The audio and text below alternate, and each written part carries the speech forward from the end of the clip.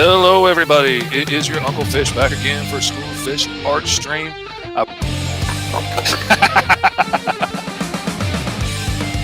J-Man wants a Gatling gun on the end of his tail. Oh my goodness. J-Man says the tail's where you put all the heavy artillery. Yeah. Said he used to have a howitzer on the end of his tail.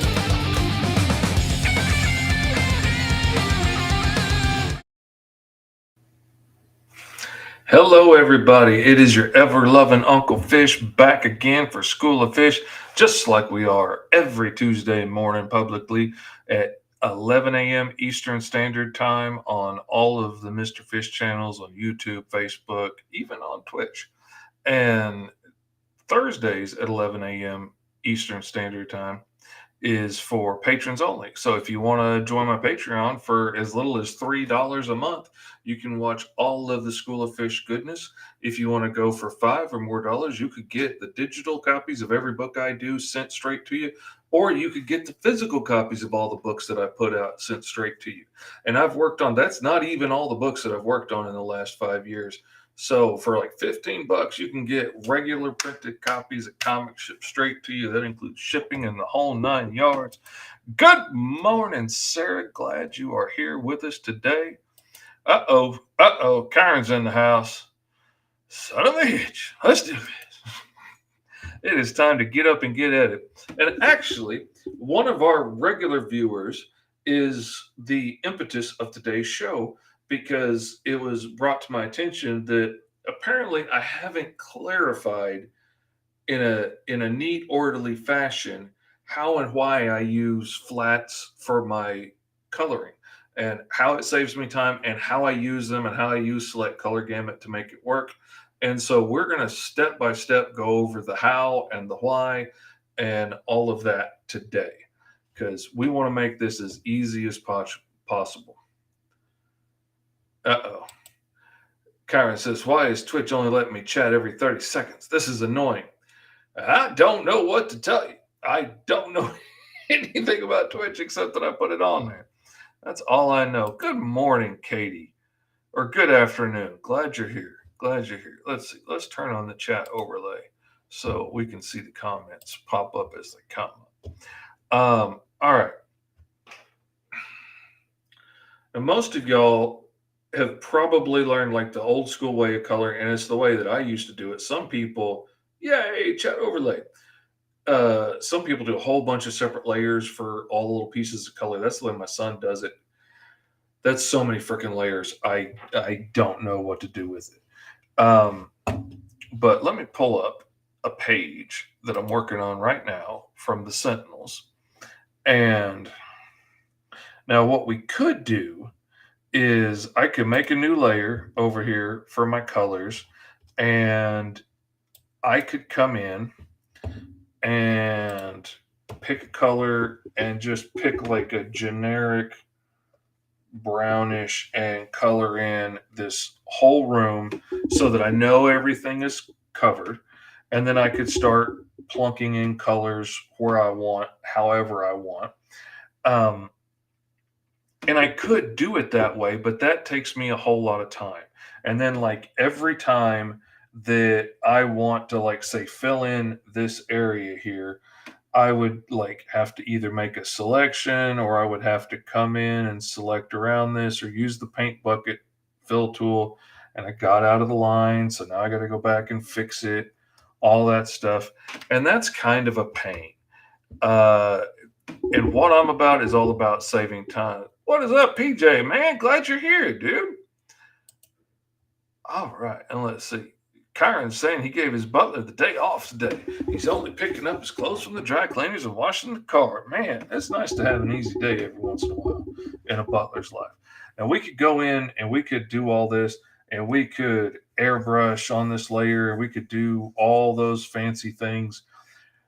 But what I end up having to do when I do that is I end up having to make a million different little selections. And like I got out of here, so now I got to select this area and then select that color and paint that back in. And we end up having to make these same selection areas 100 times, which wastes so much time. And getting having somebody else do the color flats saves me so much time. Even when I'm not paying somebody else, I still color flat it because it makes my selection process so much easier. And when I go to do my highlights and my shadows, it makes that whole process a lot faster. And I don't have to draw selections around every little thing 100 times, which takes so much time out of my day. And I'm going to show you how this works right now. Now, I'm going to bring this up to the top just so you can see it. All right, this is the color flats. Okay, I send my flatter, Hannah Shanquet, the line art. I send her a transparent PNG of the line art, and I send it at 600 DPI because that's what I work at, and I need her to send me the flats at 600 DPI so they'll fit in real easy.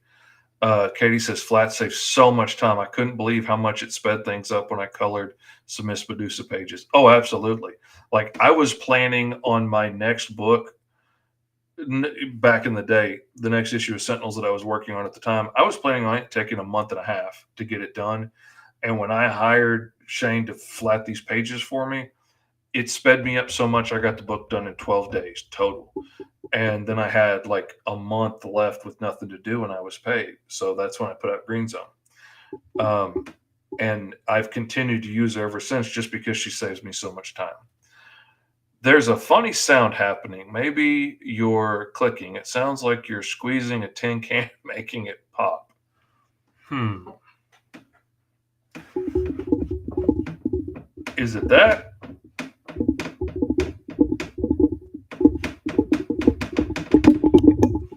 Could be that. I'm still working on the desk that I'm working on. And I haven't was that the sound? Okay. Yeah, that's my desktop. I haven't screwed it into the wall yet because I'm still making some adjustments on things. So there's going to be a little bit of that. I apologize, but the office is a work in process. I can't just stop everything that I'm doing and not put out people's books and not hit deadlines and stuff. So I'm having to try and work on it around everything else. So I apologize for the little bit of extra noise. Yeah, it's on my list of things to do. I've just like also like hanging comics, and then my kids come over and want to build freaking furniture yesterday, which took a big chunk of time. Thank you very much, sir. I appreciate it. Okay, but anyway, we're off track. So we're getting back to flats. I send her my black and white line art, as a transparent PNG, 600 DPI. She sends me back this at 600 DPI. And it's just the colors. And sometimes it can be very wild colors. I sent her very good color references for my characters in this so that like she knows that Black Orchid's hair is orange and her costume's red and Wiz Wilson's suit is green and all of this stuff. There a lot of the stuff in the background she's guessing at, but most of the main characters she has nailed down. Oh, there you go, sir. That'd be a good extra income for you. So she's got the looks nailed down pretty good, but sometimes the colors can be really wild. It doesn't matter. It doesn't matter if Wiz's skin is all indigo, as long as it's the same shade of indigo all the way across the page, and as long as when she gets in here to the edges, the anti-aliasing is turned off because when I select this color, I need to get all the way up to the edge. And if this edge is blurred because anti-aliasing is on, that looks great on finished color work. Like if Katie's doing a painting, she absolutely wants the anti-aliasing on. I don't want it on my color flats. I need sharp, nice sharp lines. So when I select a color, it selects that color. Well, let's see. I think area scaling's on or something there because it's going just a hair outside. But anyway, so I have these nice clean colors Everywhere her skin is the same color. Everywhere her shirt is the same color. Everywhere his skin is the same color. Everywhere this globe is, it'll be the same shade of blue. Everywhere the giant stuffed monster in the background is, it's the exact same shade of green. Now, what that lets me do is I can go to select color gamut, and you can either go up to select and you can go to select color gamut, and then you can come over here and you want it set to your, let's walk through that before we get too far. Okay, I'm gonna turn that off. I'm gonna turn that off right now. We're gonna start. I've just imported my color flats, and now I'm gonna bring them down and I'm gonna drop them down below my inks. All right, so now we have bright, very vivid colors underneath my ink layer, just like we want. Now I'm going to come up here to the little icon, the little lighthouse icon right here. You see, that sets this as my reference layer. And when we move off of it, you'll see it's got the little lighthouse icon right here on it. Well, you can't see it because my head's in the way. Let me switch for just a second. All right. Now you can see right here, it's got the little lighthouse icon on it. Which says that this is my reference layer. You can have more than one reference layer set if you want to, but right now we're just having this set as a reference layer. Now, she sends me PSD files, so I've got to come up and rasterize them, but I've already done that. And then I set it as a reference layer, and then I lock it. And locking it is very important, because if you don't lock it, you are going to get on the wrong layer at some point, and you are going to accidentally color on this layer, and you absolutely don't want to do that. Let me duplicate this real quick so I can screw up a layer. All right, I've duplicated a copy. I'm going to unlock it. Now, what we're going to do is we're going to come to select, and then we're going to go to select color gamut. We're going to have it set to our reference layer, which means it's going to be looking at the layer that has the little lighthouse in the corner of it down here. Now, you can have it set to all the layers, the layer that you're on, whatever, but we want it set to the reference layer, and we want it set to a color margin of 1. And we're going to come in here, and let's say we select her hair. Okay. Now, what that's done is it has selected her hair all over the page.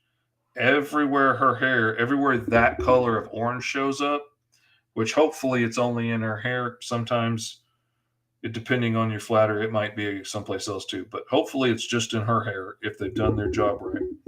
And let's say I have forgotten what I'm doing, and I forgot to go onto a different layer, and I forgot to lock it.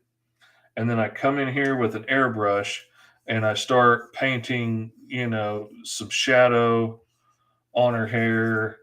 And then I come and I paint some highlights on the top of her hair. And I've just completely forgotten. And I've done this on my flats layer. Okay. And now I go to do some other stuff. And now I want to come select her hair again. All right. And I go to select color gamut and reference layer, and I click on it. It doesn't select all of her hair anymore. All it's doing now is selecting things that are this color, because the color changes as it goes up on my reference layer. You always want your reference layer to be flat blocks of color. That's why they're called color flats, because they're just big flat blocks of flat color that don't gradiate or anything. And it makes it very easy for selection. Now I can't select all of her hair anymore because I accidentally painted on that layer. And how do we stop from accidentally painting on that layer, boys and girls? We lock that layer, which will put a little padlock down here on the corner of it. And now I can't do anything on this layer. Anytime I come over here with any tool, it's going to give me the little no sign and tell me that I can't do it. I can't airbrush on this layer. I can't fill the whole layer with color. I can't do anything, because you got to remember to lock the layer for your flats. That way you can't screw your flats up. You always want to work on a layer above your flats and color over them. And so you can see now I'm on this layer up here. I can paint whatever I want to paint on this layer, and it's not going to have any effect on my flats down here below it. And so now I can come in, select color gamut. And this is another thing I want to show you. I use select color gamut so much that I put it on my top menu. How do I put it on my top menu?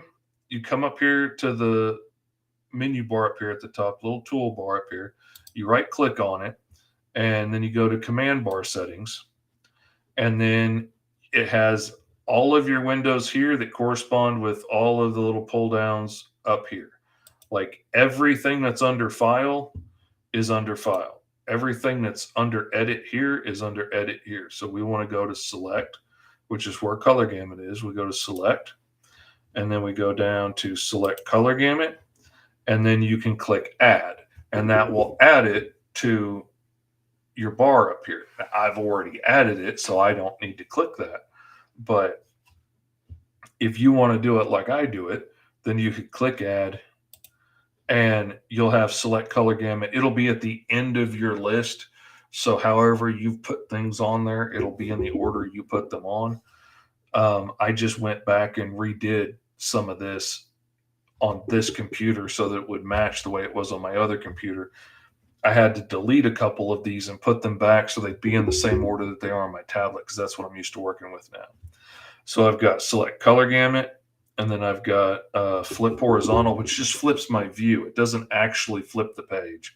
It just flips my view, mirrors my view horizontally so that I can ink backwards. And then I've got copy, cut, and paste. So when I want to color her hair now, I hit select color gamut, and it's already set to reference layer because that's what I had it set to last. Now I select her hair, click OK. And for this book has very flat colors because it's supposed to look like it's from the 70s or the 80s.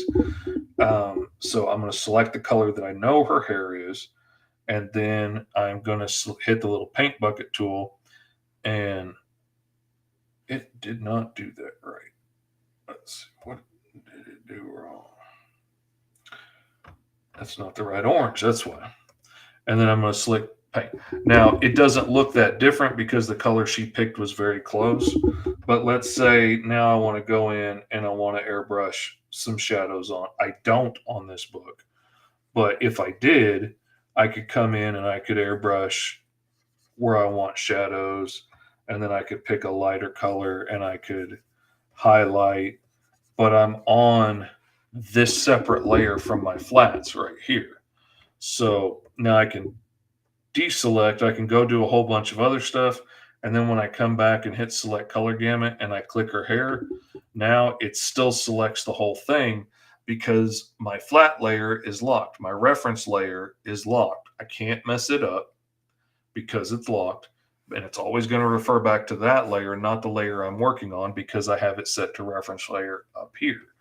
So I can always go back and select this area. And now all of that area is masked out. I did not have to draw that out. I didn't have to cut out her little ear. That's all done for me over and over and over again. The process of not having to trace out around all these shapes to color in the background saves me so much time. I did not realize how much time I was wasting because before this, like I would go in and I would select all of this area and paint it all blue. And then I would select all of this area and I would paint it, globe colored.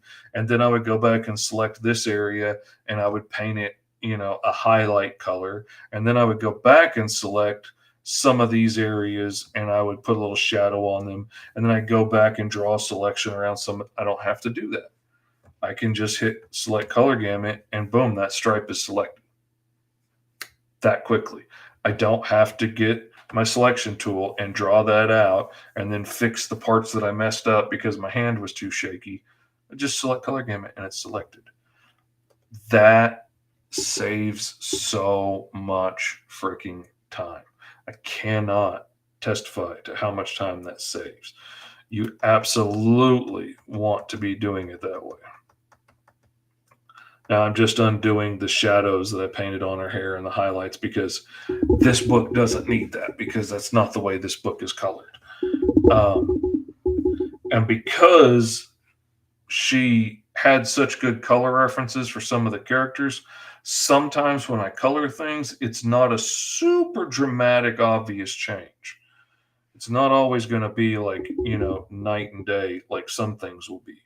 But I still go back and try and color everything. But because she gets really close, if I forget something, it's usually not that big a deal because I leave those flats back there. So, like, the red of her costume is pretty close. And again, select color gamut. I hit the red, set to the reference layer, and everywhere that that costume is on the entire page gets selected. And now I can come over here to the red that I'm using and click paint. And there's not a super obvious difference because she's using the same reference material. And I'm going to come here and click on the gray of her clothes and her mask, or pants and her mask. And I know that that is going to be over here, and click paint. And that is different because she didn't use the exact same color. Now here, this little doodad is supposed to be red. She made it gray so that it stands out. I'm going to right click and get the color, and then just use my lasso fill tool and fill that in. And I'm going to look and see if it shows up anywhere else on the page, and it doesn't because it's covered most of the time. Then I'm going to deselect, and I'm going to come back, and I'm going to select her skin color, and I'm going to pick the color that I already have saved in my custom palette, and then I'm going to click paint, and oh, she got really close on those. And I'm going to do that one. I'll do that red too. I kind of dig working in these bright, vibrant colors. I don't get to use these bright color palettes very often. And so I really enjoy working on the Sentinels for that reason, because the limitation of having to work with like the old school color palette is fun. And like Roy specifically gave me the old DC color palette. Let me see if I've got it saved in here. I think I do. Let me see. Yeah. Like he literally gave me this color palette and was like, this is what I want to use for the Sentinel so that it looks like an old school book. And so what I did is I built my color palette over here in the corner.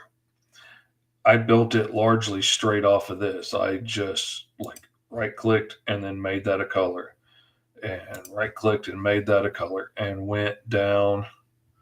Now I did add in a few different skin tones. I added in a few different shades of gray. Um, and up in here, I've added in a couple different shadow colors because like for a long time, I used this as my shadow color, but I have branched out from that and started using more than just that. Um, but yeah, this is absolutely where like the majority of my colors start from is this old school palette, and I saved it as a custom color set. And I've added to it over the years and added like the colors that I paint, the colors that I paint certain characters, like Crimson Streak's colors are on there. Five Stars colors are set in there. Steel Wolf's colors are set in there. Even down at the towards the bottom of it, I've got the colors from the guys in Green Zone and stuff like that. Any book that I work on regularly enough that has regular recurring characters in it, I will save their color schemes and put it in my custom palette so that I know where it is. And even if I'm not coloring them, I know that's a good color that looks good in print in the final product. and I can pull that for somebody else. And they make very good jumping off points. Maybe I don't want it to be that vibrant of a blue in this book or that vibrant of a red, but it gives me a good jumping off point to know this is a good blue. And now I can make it more gray, or I can make it more white, or I can make it more blue, or whatever I want to do from there. But it's a great jumping off point. But he really wants me to stick within that color palette as much as possible. So that gives me a very fun challenge in working on this book. So again, select color gamut, pick his jacket, and I know which color I painted. Man, she got so close on all the stuff. Some of it's just dead on, which is awesome. Saves me a lot of hassle.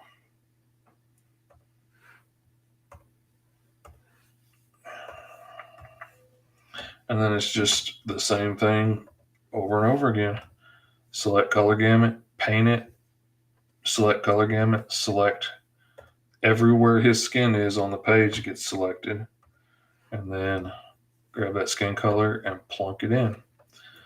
And originally, like when I drew these eyes, I always intended for that little part to be white, and she always makes it blue.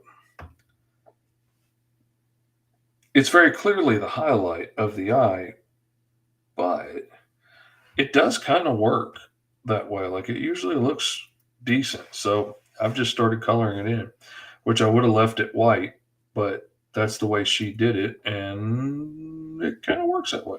So I've stuck with it.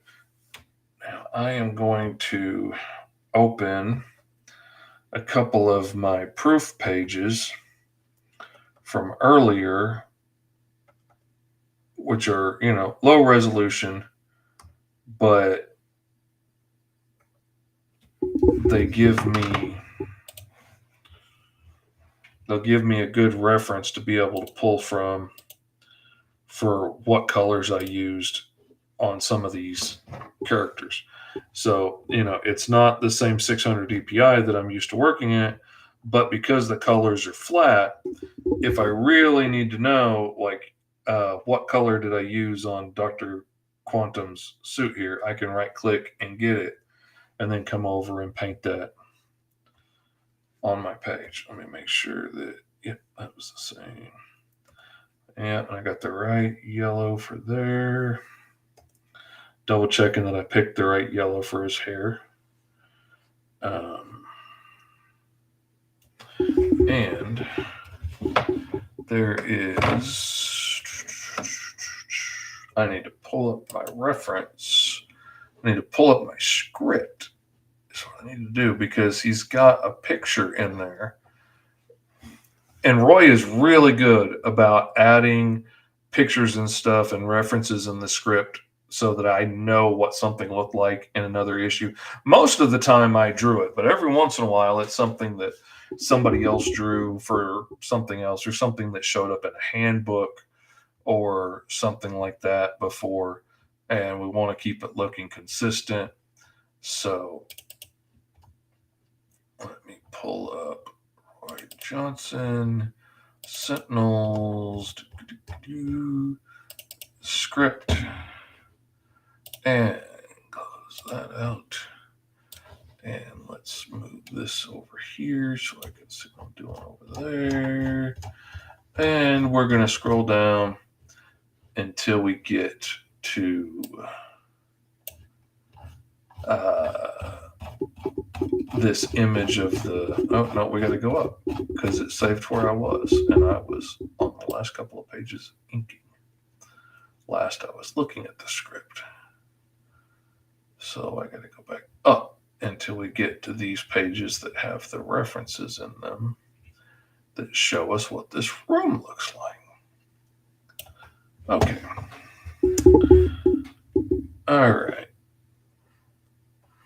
So the walls of this room, select them, and everywhere that the walls are should be that same shade of gray.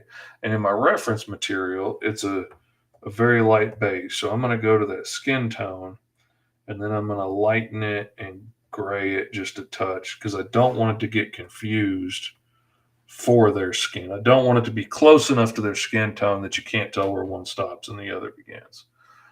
Um, and then this stuff is wood trimmed. I'm going to select both of those browns and make them the same color. I'm going to go ahead and select that too. And we will make them the same shade of brown. Try that color and see how that looks. That looks pretty good. Okay. Now I'm going to select that area. Let's make sure I got it down there too. And I'm going to make that the same color as the wall. And then this railing they've got before in a previous illustration is like a brass. So I'm going to put that gold. And she went ham on the books, as she always does, which I didn't really need, but she did it.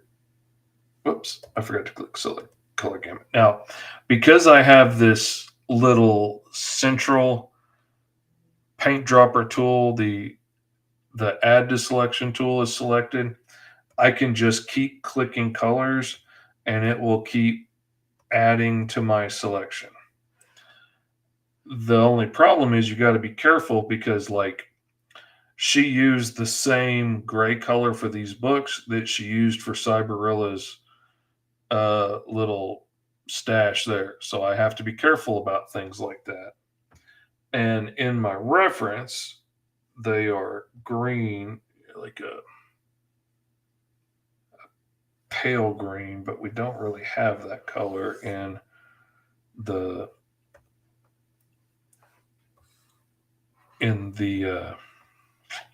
limited color palette that we're using. So I'm getting something that's as close to that as possible. And now I'm going to come in and select these. I didn't use the paint bucket tool to just fill everything on the page that's selected because I don't want his stripe in his hair and his beard to get painted like that. So, and like in this case, when I selected these books over here, it also selected that tower. I don't want all of them to turn that green. That is a problem. I wish she hadn't done that, but it happens when she's trying to pick this many different colors. That kind of thing happens, which she didn't realize these books didn't need to be that separated out, and I didn't tell her. That one is on me.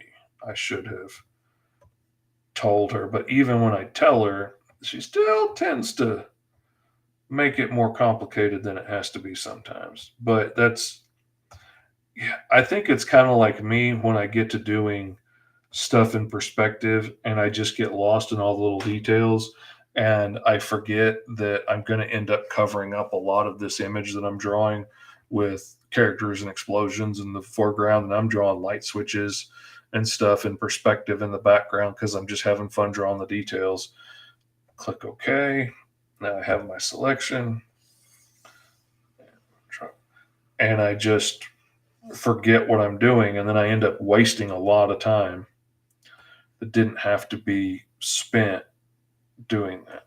And I'm going to make this my darkest brown back here for that shadowed area of the bookcase. And there's some up here, and there's some over there. All right. All right, that's working out pretty good, if I do say so myself. I'm trying to remember if there's a shot that shows the floor of this. There is a shot that shows the floor, and it is a flesh-colored carpet. So I'll do that. That's a lot of Man, that's a lot of 10 on 10. It's, uh, not a super fan, but I can always go back and change it, which is the nice thing because of my color flat layer.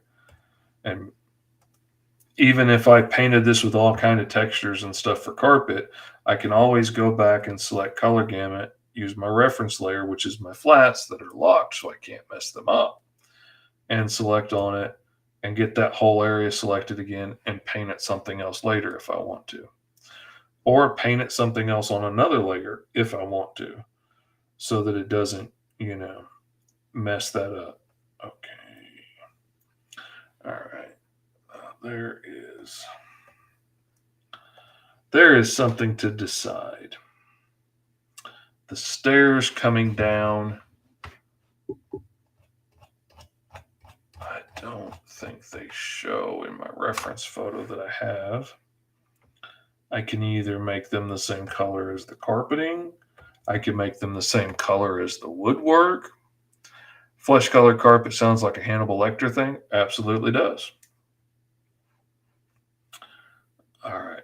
I don't want them to blend in with the carpeting because there's some carpeting showing down here. So I'm going to make them the same color as the wood work for now. And this is supposed to be that. And every once in a while, she'll make a mistake in the flats, but it's very rarely a big deal. It's usually pretty easy stuff to fix. So I don't usually worry about it too much. Okay. Now the color she picked for that ladder is just a hair off of the rest of the woodwork. So I'm going to go ahead and paint it the same color as the rest of the woodwork. And man, I know we've got a shot of that monster somewhere.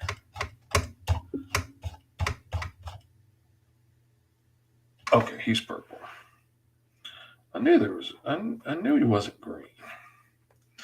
Okay, so I'll select his skin color. I only have a couple of purples to pick from, so there we go. Then we're going to select that. We're going to make those green. There we go. And this alcove behind him is a recessed section of that same wall. So we're going to paint that to match right there. And then one of the few places I'm going to use an airbrush. And I'm going to come down just a little bit darker and a little more saturated on that. No, I don't want to put it there. I want to put it behind him. Just to try and hint that that section is recessed. Let's see how that looks. That's not the best in the world, but we're going to let it sit for a minute and percolate while we work on everything else, and then we can come back and decide if we for sure want to change it or not. And she's trying to be thoughtful by making all the pieces of these glass cabinets different colors so that it's easier to select the individual pieces. Kind of wish she would have made them the same, but I know why she didn't. And she can't read my mind. So, oh, wait a minute. I'm doing the wrong tool. I'm on select color and I need to be on select color gamut. But the little tools kind of look the same. And I'm going to pick this light blue and we're going to paint that and that.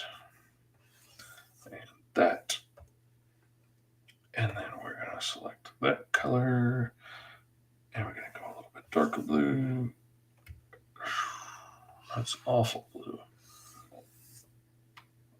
But we're going to give it a shot. We're going to trust the process and we're going to try it out. Now, what she did down here, she thought that that was a part of one of these bars, which was an easy mistake to make, but it's the edge of that door coming down. Easy mistake to make. Not the end of the world. Goes like that, and then, whoops, nope. There we go. And then let's paint bucket tool. And I'm going to have my paint bucket set to refer to all layers so that it'll also read the ink lines and stop in there. And we'll paint right in there. We'll paint this line. There we go. Now we're cooking with propane and propane accessories.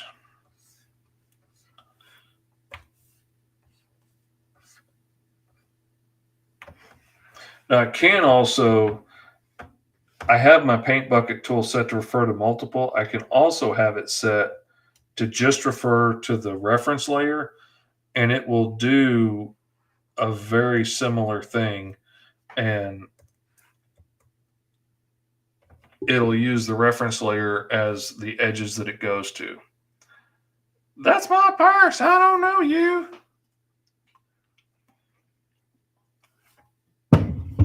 Kyron just moving around between all the things. He's got all his servants on a different platform. Just so he can be difficult. Now, see what I did there? Because I have my paint buckets tool set to refer to the reference layer, it's not stopping at these ink lines because they're not my reference layer. If I was using them to make my flat layer, I'd have them set as a reference layer, but I'm not. My flats are. And my flats, we turn off the ink lines. There's no lines in between there. So whether those are turned on or off, it doesn't matter because I'm referring to my reference layer. So it goes to there. If I have it refer to all layers, it will also refer to the inks and it will stop right there. But I don't really want to do that because for one reason, when I do that, I'll end up with little bitty gaps behind there. And I don't want that.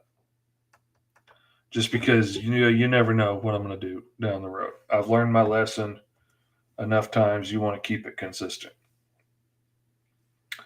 I wonder what it's going to look like with one white line in there. Maybe. We'll leave it for a second. See how it sits with us. We might love it in a minute or two. We might not. Let's see what this looks like. Whoops. That's the same color. Okay.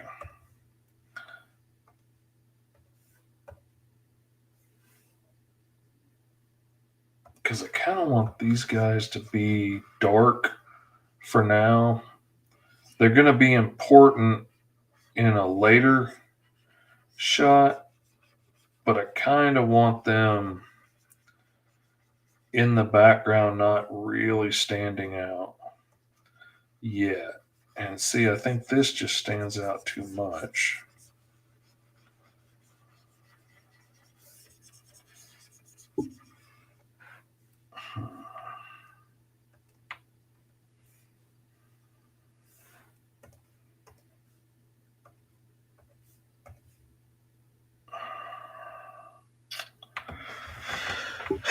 Again, I'm going to let that sit in my brain for a minute and percolate while I dwell on it. And I do know I want to select color gamut on that cape because that cape is gold or yellow or gold. I don't know. It looks gold in the reference photo, so that's what I'm going with.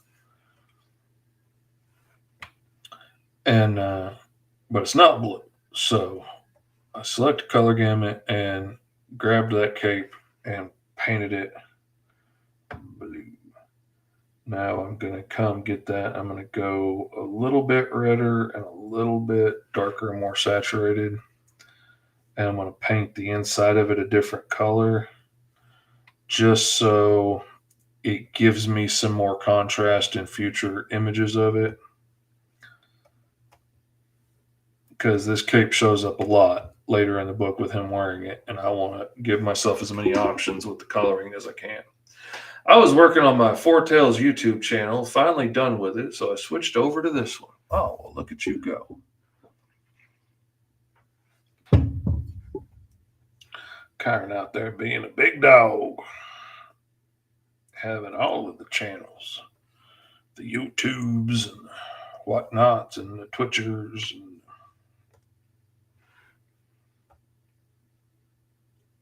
Okay, now see, there's a problem because I didn't pay attention to what I was doing.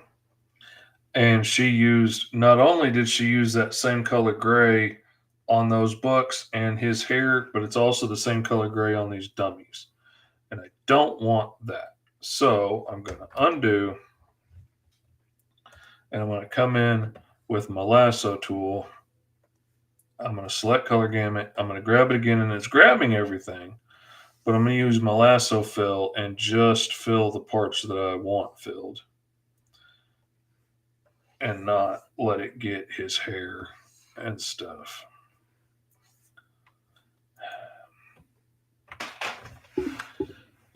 And now here's another thing. How am I going to paint these that are behind glass? Because they need to be affected by the color of the glass. But what colors am I going to make them when I only have a handful of colors to work with? That is a question. I don't know what I'm going to do yet. So, surprise, surprise, I'm figuring a lot of this out as I go. I know you're shocked. I know you're flabbergasted. You're beside yourselves, is what you are. Kyron's beside all of his servants, and they're all looking at each other aghast and agoggle, dumbfounded and flabbergasted. They're waiting to see what the boss man does so they know how to react. Is this a scream at the heavens kind of situation, or is this the hunt the world's deadliest game kind of situation? Or is this a, what do you know kind of situation? Servants' jaws are on the ground. I hope that means they're aghast and he didn't knock them off their bodies. As the Chirons want to do from time to time. All right. Now I'm going to grab, let's see. Okay, that's that color. Let's go a little bit lighter and see what this looks like.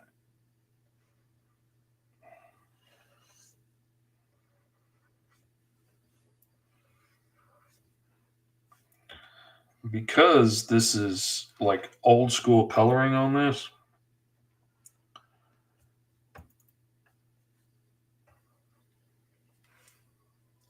like cell shaded is about the best I can really do on a lot of them to get any real like highlights and shadows on things, which is fine. It's a fun challenge.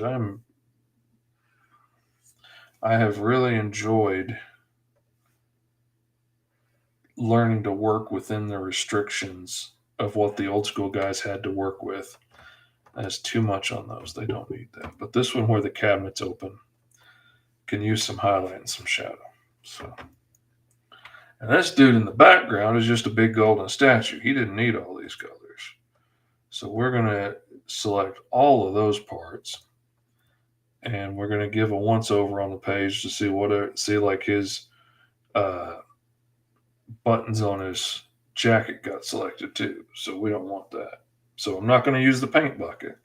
I'm going to use the lasso fill so I can control where I'm filling in and make him gold in the background. And you know what? He's the same color as that railing in front of him. That's not going to work. So I'm going to take that gold color that I use for everything, and I'm going to lighten it just a little bit. Stick it in the back there. And now it's still goldy bronze, but it's lighter and further away. And hopefully that will work. Hopefully that'll be good enough. That's what Kyron says. And we're going to select that color, and we're going to take a gander, make sure it's not used anywhere else, because it shouldn't be, but you never know. And let's try painting it white, because there's so much other blue glass around. And we'll grab those little highlights on it, and we'll make them our light blue. See how that looks. Considering there's other glass around, that's probably as good as it's going to get. Now, in the reference, these were all these buildings were light blue too. And so I'll select color gamut and select that. And we're going to make that the same light blue as our highlight. And then we are going to select color gamut, and we are going to select some of these other buildings. And we're going to go a little bit darker and richer in that same blue. And then we're going to select these other buildings. And we're going to go a little bit darker and richer in that same blue. So now we have like a monochromatic shift through those buildings that makes it a little bit more complex, but still under glass and all that. We'll do the same thing here. And select that and that. And now I'm going to go to my color history, and so I can know I'm picking those exact same colors and not just like getting close. Because I still want my colors to be pretty limited on here. Because that's the look we're going for on this book.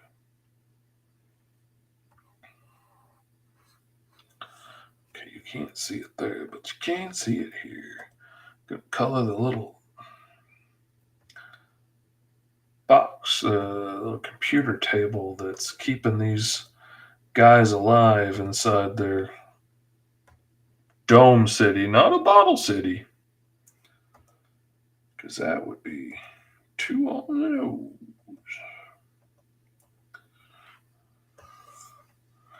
We're not on the nose kind of folks. We're a follow your nose kind of folks. All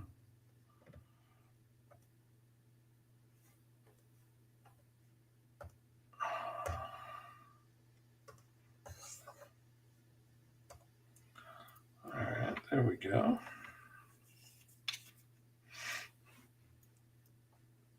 And you know what I want to do? I'm going to get my paint bucket tool. I'm going to go a shade darker on that side of the brown. Put a little shadow there. Put a little shadow where a little shadow would hide. It's your world. The shadow can hide where it wants to hide. Because only the shadow knows what darkness lies in the hearts of men, boys and girls. Alrighty. That's coming along. Now, all these little duty dads back here, they don't need to be that brightly colored because they're all under glass and they're all a good distance away. So what we're going to do is we're going to select color gamut on a whole lot of these. And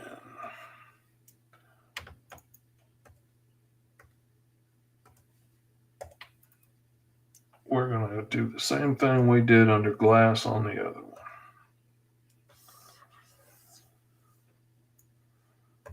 And then we're going to grab that one and that one, that one and that one. That got all the white on because that's what I wanted to happen.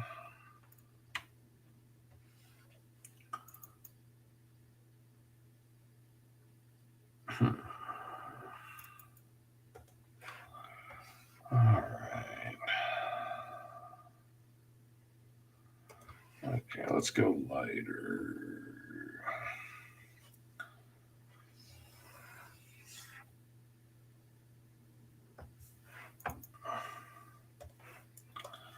And the red.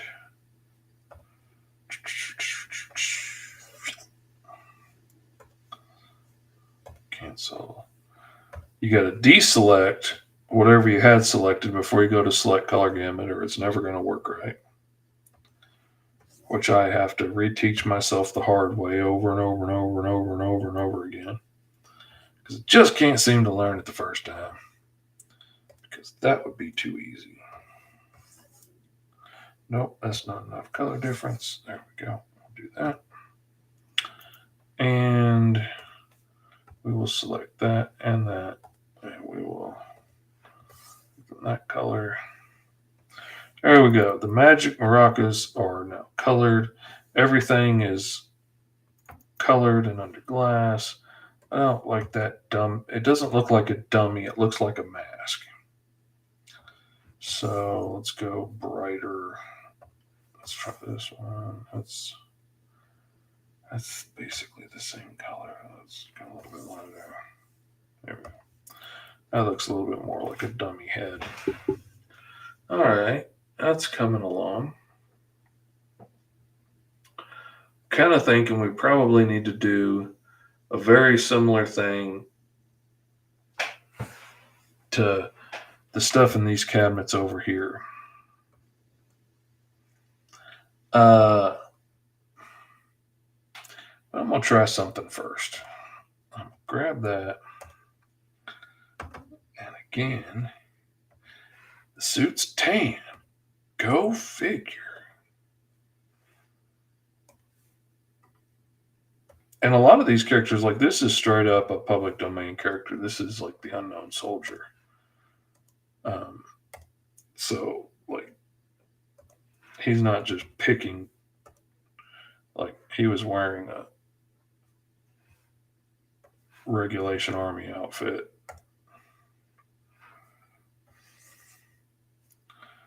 But geez, that's a lot of tan.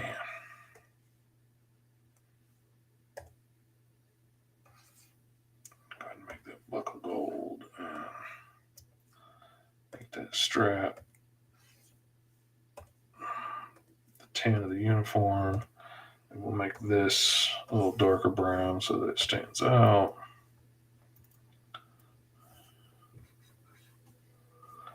And she made these eyes two different colors in two different places, but that's not the end of the world. Okay. So now up here, this is colored the way it's supposed to be. And now I'm going to try an effect and see what I think of it. I'm going to use my select color gamut. I'm going to grab that and that and that and that and that and that and that. Now, what that's done is given me a nice mask right here that's nice and clean where I want it. It's got stuff selected all over the page where I don't want it. So I'm going to use my lasso fill. And I'm going to take my glass color and I'm going to fill that in right there. And I've covered it up. Oh no, what am I going to do? Well, let's try dropping the transparency a little bit and see what happens. That doesn't exactly get the color where I want it. Let's try and multiply and see what that does. That doesn't really get it where I want it either. Let's try screen. See what that does. That makes it too bright. Let's try color.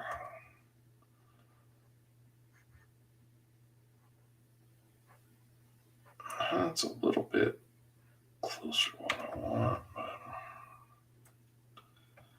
it's not getting the kind of color separation, but there's not a lot of color separation between those colors.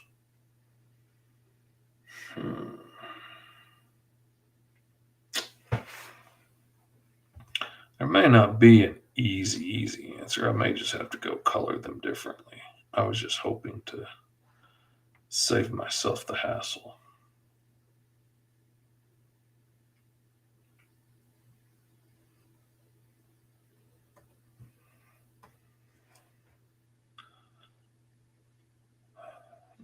I'm just going to color them. All right, I'm going to take it back to normal. I'm going to take it back to full opacity.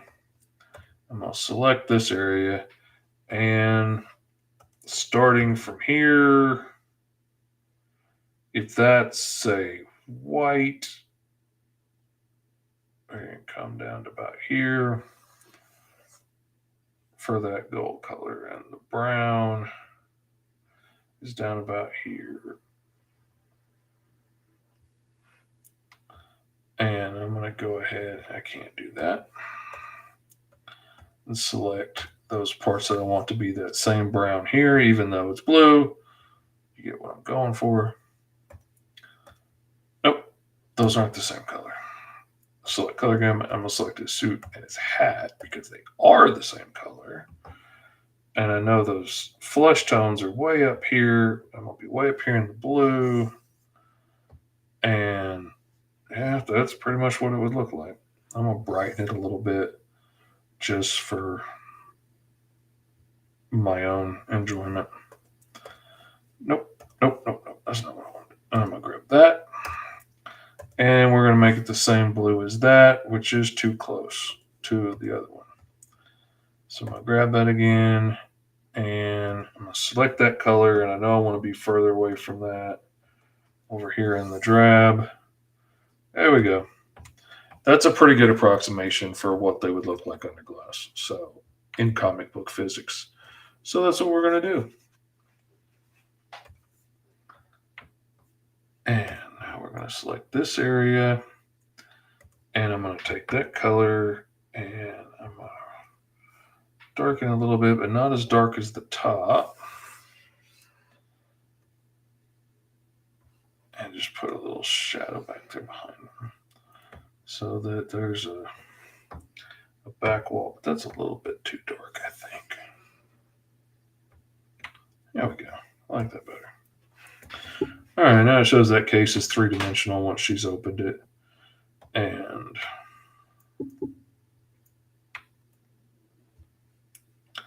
it's closed again here. And we know closed, the dummy color is that blue. So we're going to select that dummy. You big dummy. Excuse me. And then we're going to select color gamut. We're going to select all of those right there. And then we're going to take that. We're going to go a little bit brighter. And we're going to come in with the airbrush. And we're just going to tap it a touch to get a little bit of a highlight to try and make it feel like a little bit of that's over the glass. I don't know that it really does, but we tried. Cyberilla is still too dark. These are too dark. That's too dark.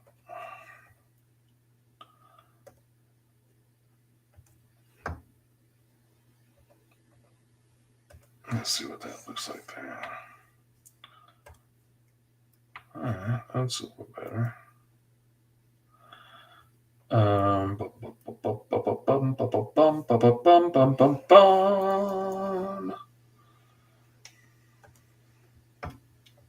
a little bit brighter. And let's try painting the tops of those. Give it a little Shazam to it.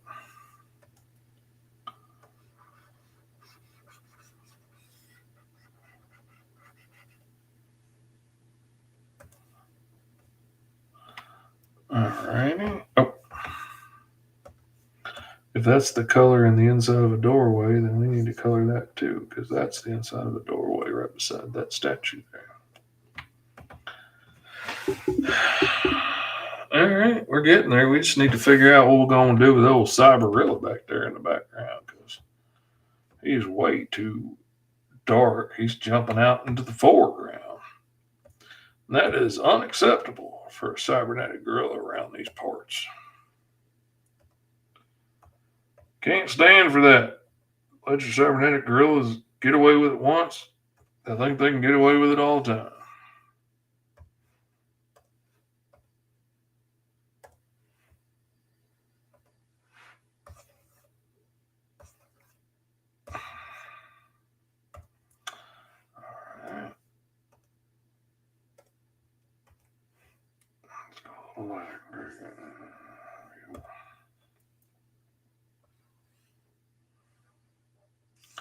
Can't see his little tank bottom anywhere else. His little tank bottom. And this is actually supposed to be down into his tank treads and stuff. I'm just going to put that gray down there. But she didn't know that. It could have just as easily been the carpeting. Let's see.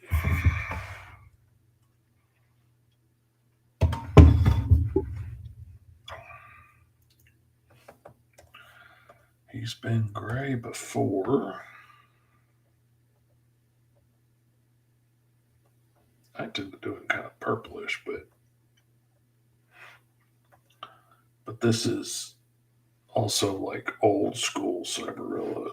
A model of him from back in the day, and not the quote modern version of him that they're fighting now.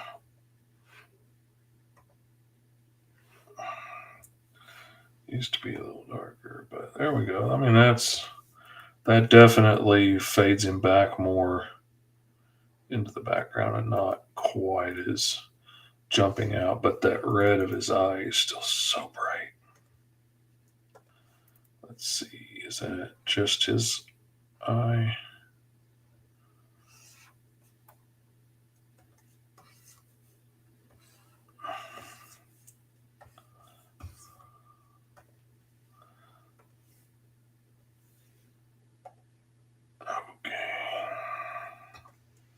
We do not want that eye there. Let's bring it down here and see how that looks. Okay, that's still red, but that's a much more subdued push back into the background. Red. All right, there we go. That's coming along. This dude still kind of jumps out too much, so let's lighten up that. There we go. That pushes him back. Back, I say.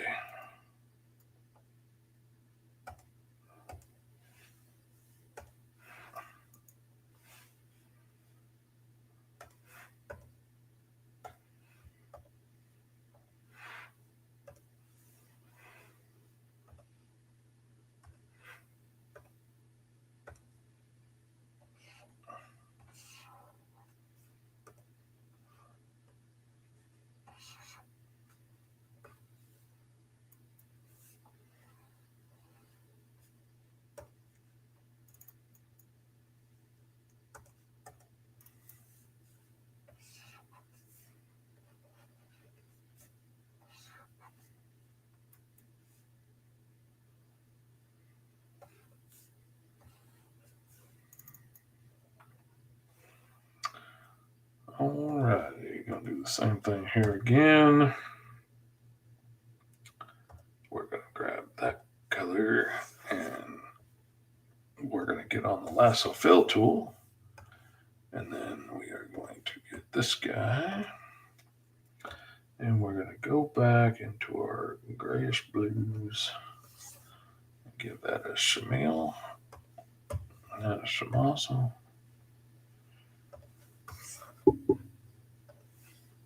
Give this one here House of Pfeffer Incorporated.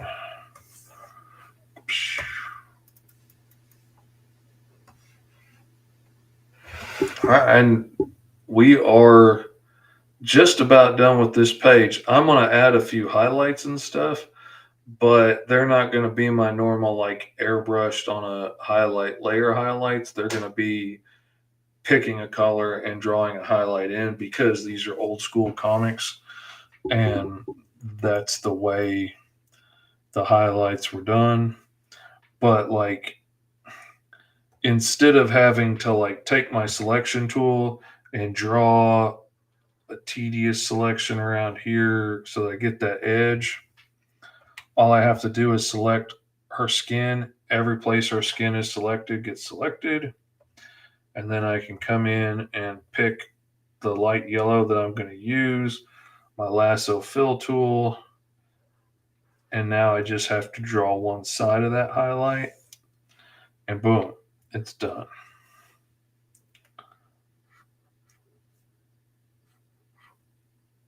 I don't like that one there, but I do kind of like it on her nose. And let's see, I could put one here on the top of this arm, the top of his hands, and I do have to cut down along that line and right through there, but you'll see how much time that saves. Not having to worry about tracing along the outside of that line. I cannot overstate how much time that saves. That's why I put select color. That's why I put select color gamut at the top of my page there, so I can just click on it over and over and over again because I use it so much. And then I can do the same thing for him. Select color gamut and draw down this one side of his face following the contours, and shoop, he is highlighted.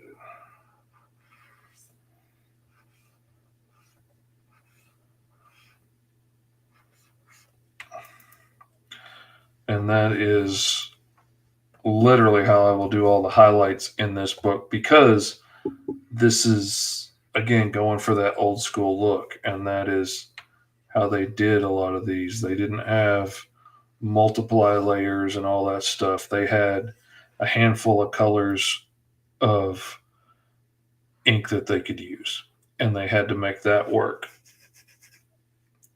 So, and you can see, over here, like I've used it as highlights on him there. I've used light green over here where it's reflecting the green. I've used white as a highlight on his light blue shirt. I've used the light green as highlights there on Chronicide. I use yellow up in here because I'm reflecting the yellow off of his energy blasts. Let's see, anything else interesting? Here I used pink inside that gray to be light, and orange for the glow on that. But they're all flat colors, different shades of brown. Like this brown and that brown are the same color. This brown and his highlight there are the same colors. But yeah, it's just a lot of but it's so much easier when the hard part of tracing so much of that outline is done for you.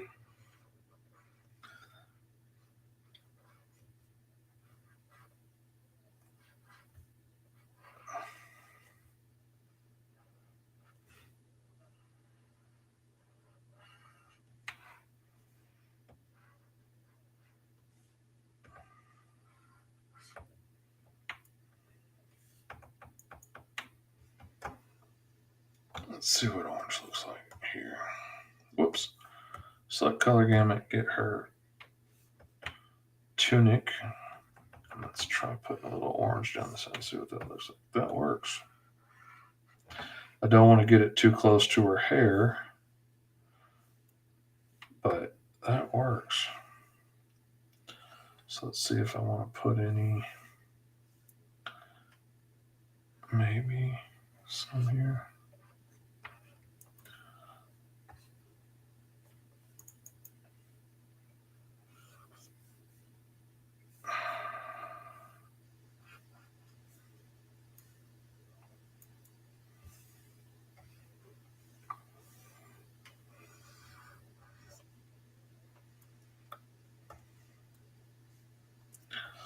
All right.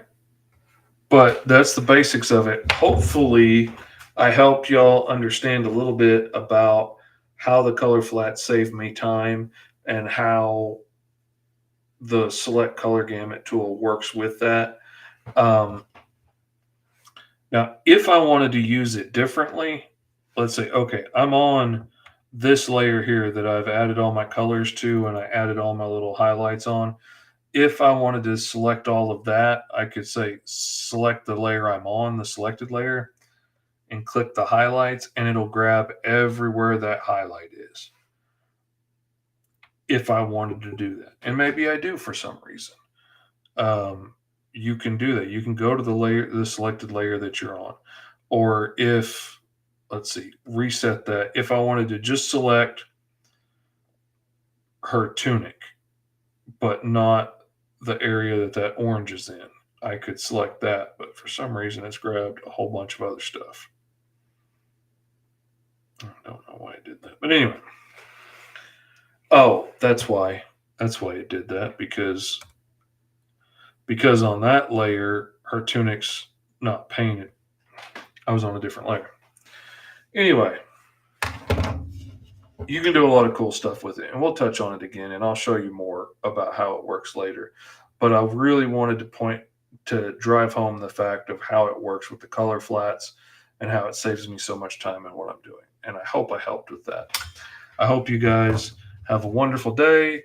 I didn't get much sleep last night, so I'm going to take a little nap and get back up and get to work because there's a lot of pages to do. I'm going to click save before I forget and I lose all my work. Thank you guys so much for coming to hang out. I really appreciate it. And most of y'all, I will see back on Thursday. Oh, yeah, you absolutely need to use that select color gamut tool. I'm telling you, it comes in so handy. It, like that painting I did for Ka, I flatted the whole painting. I just drew flat blocks of color out after I penciled it just so I could select it and know that like his belt and his gauntlets were outlined and I don't have to go back in and draw that selection. And then I could use my paintbrush in there and paint all the highlights and details, but I know it's masked off. Came in so handy, made that painting go so fast. Sarah says this was really helpful. Thank you. I hope it was. And I'm going to try and make it more pointedly helpful going forward and try and figure out as many tips and stuff as I can put in here to help. Because I realized I'm showing you how I do stuff, but I'm not always walking through the why and the how so much. And if this isn't going to be helpful to everybody else out there, then what's the point of doing it? So anyway, I'm going to try and make it more school and still just as much fish. But thank you guys. And most of you, I will see back Thursday on the Patreon only show at 11 a.m. Eastern Standard Time on my Patreon account. Love you guys. Have a wonderful week. Be kind to each other, and I'll see you Thursday.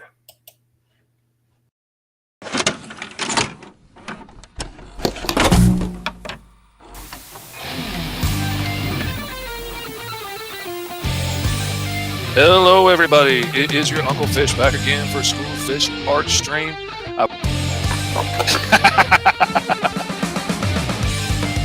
J-Man wants a Gatling gun on the end of his tail. Oh, my goodness.